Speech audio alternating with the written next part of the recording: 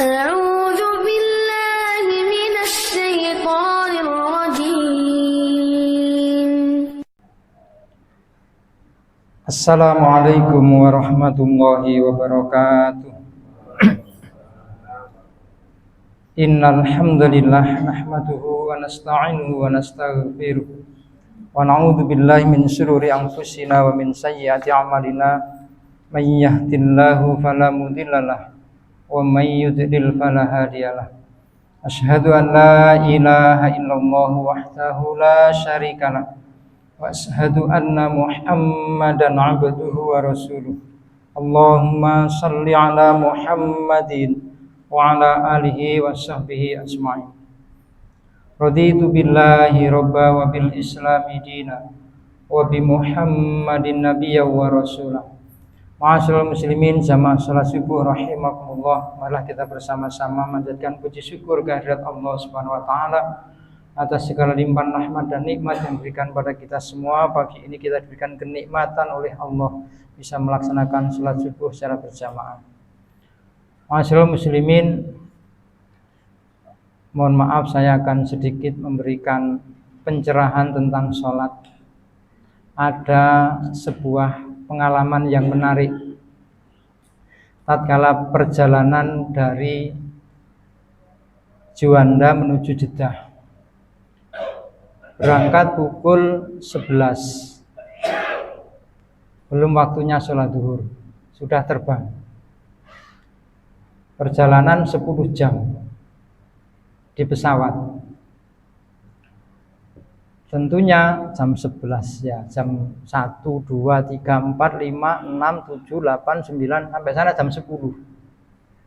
Jam 10 malam versi sini. Ada beberapa waktu sholat yang dilewati, yaitu sholat zuhur dan sholat asar. Tatkala sholat zuhur dan asar karena di perjalanan ya kita ada rukhsah namanya, ada ketentuan untuk ya keringanan untuk menjamak dan dikosor. Sholat zuhur dan asar dikerjakan secara jamak kosor. Zuhur 2, asar 2. Bagaimana bersucinya? Tayamum. Karena kita dalam perjalanan. Tayamumnya di mana? Ya di joknya pesawat itu. Ya, ambil tempelkan, kemudian tangan, kemudian muka.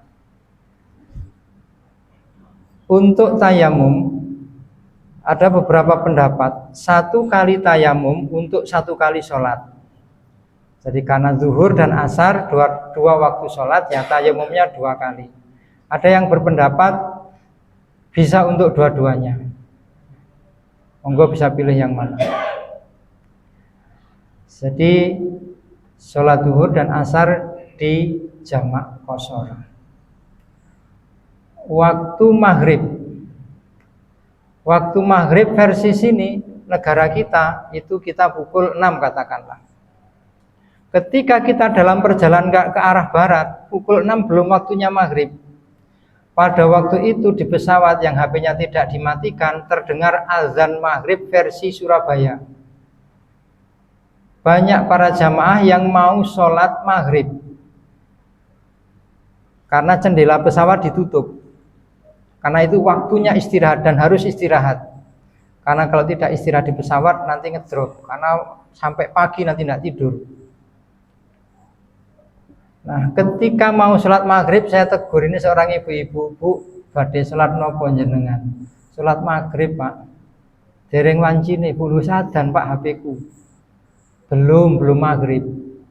Coba dibuka jendelanya. Jendela dibuka masih terang benderang, karena di sana masih pukul 3. Mau sholat maghrib. Lu iyo Pak, masih padang.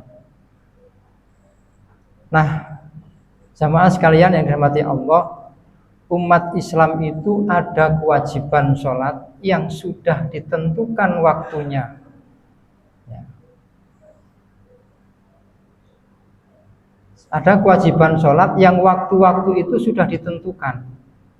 Orang Surabaya ya ada kewajiban sholat menurut waktu di Surabaya.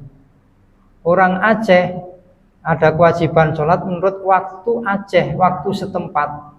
Jadi waktu setempat di mana dia berada, bukan waktu setempat di mana dia berasal. Nah, ini yang perlu dipahami. Waktu itu saya sempat engkel-engkelan di pesawat itu. Wis maghrib iki Pak, waktunya lho. Dereng Bu, dereng. Jadi ini harus difahami. Begitu juga ketika kita bepergian. Misalkan kita mau ke Papua. Tentu kalau kita ke timur, lebih cepat kita melaksanakan sholat. Karena kita semakin menjauh dengan matahari. Nah, ini harus dipahami. Waktu sholat itu sudah ditentukan waktunya sesuai dengan di mana dia posisinya berada. Nanti panjenengan mudik ke desa, ya mengikuti waktu setempat di sana. Andaikan HP-nya sudah diprogram azan Surabaya, waktunya puasa misalkan. Surabaya wis azan, tapi di Jogja belum azan. Ya buka versi Surabaya. Nah, enak lah. Ya, dapat diskon. Nah, ini harus dipahami. Nah, kemudian keringanan-keringanan dari Allah yang namanya rukhsah itu bisa kita ambil, bisa tidak. Contoh waktu sholat. Kita perjalanan mudik agak lumayan jauh ke Pacitan. Ya, waktu yang ditempuh sekitar 6 jam. Ada waktu sholat duhur, ada waktu sholat asar. Yang ketika itu dilaksanakan boleh dijamak qashar. Ada yang mau pusing ini tok jamak qashar, ya enggak apa-apa. Jenengan tidak menjamak boleh. Karena mungkin bawa kendaraan pribadi, anak masjid sing apik mandek sholat duhur, ambek istirahat. Nanti jalan lagi waktu asar ada masjid besar bagus, ambek istirahat sholat asar. Enggak apa-apa. Yang mau menjamak qashar langsung enggak apa-apa. Itu mengambil rukhsah, mengambil diskon dari Allah. Sambil untuk ini, karena perjalanan kita tidak diketahui apakah nanti setelah itu kita selamat apa tidak, kan gitu. Sehingga waktu sholat itu sudah kita laksanakan. Apakah dalam perjalanan kita sehat-sehat saja atau tidak, kita juga tidak tahu. Maka orang yang berpandangan ketika waktu sholat di jamak qashar itu juga ada betulnya. Orang yang berpandangan waktu sholat juz 4 ya 4, nanti kita istirahat lagi di sana 4 waktu asar, ya tidak apa-apa. Kalau dia kalau kita ini kira-kira siap untuk melakukan, maka tinggal pilih ini, jangan sampai kita saling menyalahkan. Itu dan tidak paham alasannya. Ini harus kita pahami, karena ibadah itu harus yakin, ada keyakinan. Nah, seperti itu. Ini yang sholat-sholat yang ketika kita pribadi, ketika kita bepergian atau ketika kita melaksanakan kewajiban kita secara pribadi. Lalu yang jamaah bagaimana?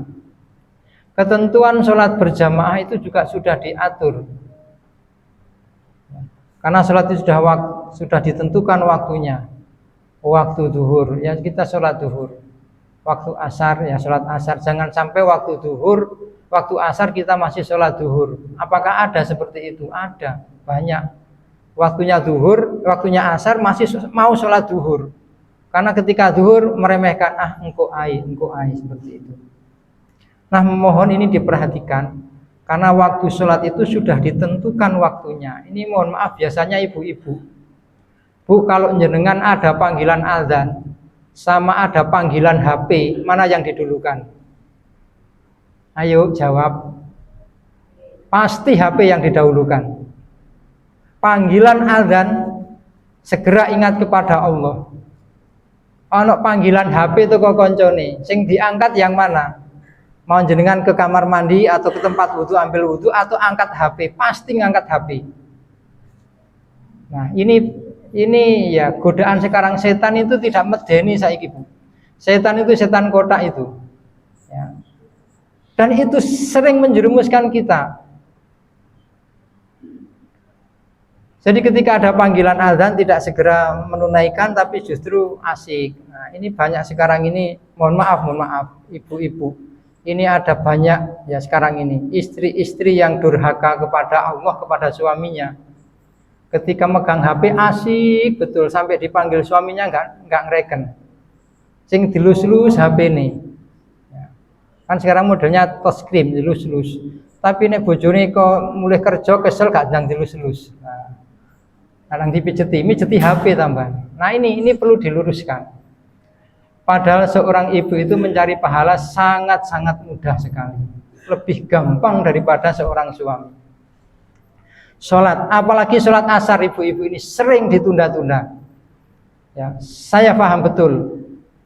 Di mana-mana, ibu-ibu kalau waktunya sholat asar sering ditunda. Tolong ini diperbaiki, karena ini amalan kita yang nanti akan kita pertanggungjawabkan.